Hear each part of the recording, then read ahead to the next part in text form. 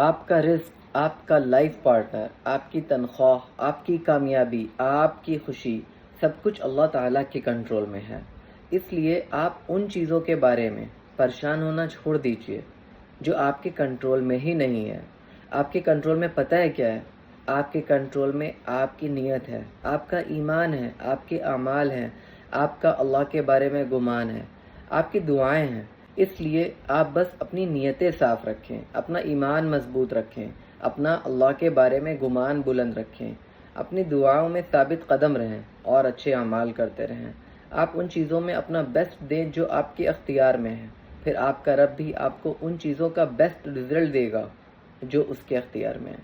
اللہ تعالیٰ قرآن مجید میں فرماتا ہے تبارک الذی بیدہ الملک وہو علی کل شیء قدیر، نہایت بزرگ و برتر ہے وہ جس کے قبضے قدرت میں اس کائنات کی بادشاہی ہے اور وہ ہر چیز پر قادر ہے۔